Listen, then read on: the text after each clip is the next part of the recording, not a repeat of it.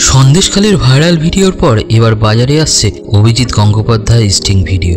বিপাকে প্রাক্তন বিচারপতি। শাহজাহান কাণ্ড সামনে আসার পর দল পড়েছিল বেজায় মুশকিলে। বর্তমানে স্টিং অপারেশনকে হাতিয়ার করে লোকসভার ভোট বৈতরণী পার করার লক্ষ্যে তৃণমূল। অন্যদিকে বিজেপিও একচুল জমি ছাড়তে নারাজ। ইতিমধ্যে স্টিং কাণ্ড নিয়ে সিবিআইয়ের কাছে জমা পড়েছে একাধিক অভিযোগ। এসব নিয়েই যখন তোলপাড় রাজ্য রাজনীতি, তারই মাঝে বিজেপি প্রার্থী প্রাক্তন বিচারপতি অভিজিৎ গাঙ্গুলির ওপর হতে পারে স্টিং অপারেশন, এমনই আশঙ্কা করেছেন তিনি নিজেই। সময়ের কিছু আগেই অবসর নিয়ে তিনি সরাসরি নেমে পড়েছেন রাজনীতির ময়দানে। রাজ্য সরকারের বিরুদ্ধে অনেকবারই তিনি সরব হয়েছেন সরকারের বিভিন্ন দুর্নীতির বিরুদ্ধে। অবসরপ্রাপ্ত বিচারপতির আশঙ্কা শুধু তিনিই নন, স্টিং ভিডিও প্রকাশ পেতে পারে কাঁথি লোকসভা কেন্দ্রের বিজেপি প্রার্থী সৌমেন্দু অধিকারীকে নিয়ে।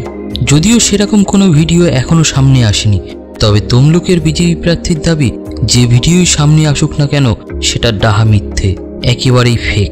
সন্দেশখালী কাণ্ডের পর নির্বাচনের আগে বিভ্রান্তি ছড়াতে ফের বাজারে ছড়ানো হতে পারে ফেক ভিডিও প্রকাশ পেলে তা দেখার পর তার সঙ্গে সঙ্গে যোগাযোগ করার পরামর্শ দিয়েছে অবসরপ্রাপ্ত বিচারপতি। ভিডিও যে জাল সেটা তিনি নিজেই বুঝিয়ে দেবেন, করবেন দুধ কা দুধ পানি কা পানি। তবে কি তার বিরুদ্ধে কোনো স্টিং অপারেশন হয়ে গিয়েছে ইতিমধ্যেই? তিনি মনে করছেন কি তিনি কারো সামনে এমন কোনো মন্তব্য করে ফেলেছেন যা তার পক্ষে মোটেই বলা ঠিক ছিল না? তাই কি তিনি আগেভাগেই বলে রাখলেন ভিডিও যাই সামনে আসুক না কেন তা ডাহা মিথ্যে? আপনাদের কি মনে হয় অবশ্যই কমেন্টে জানাবেন।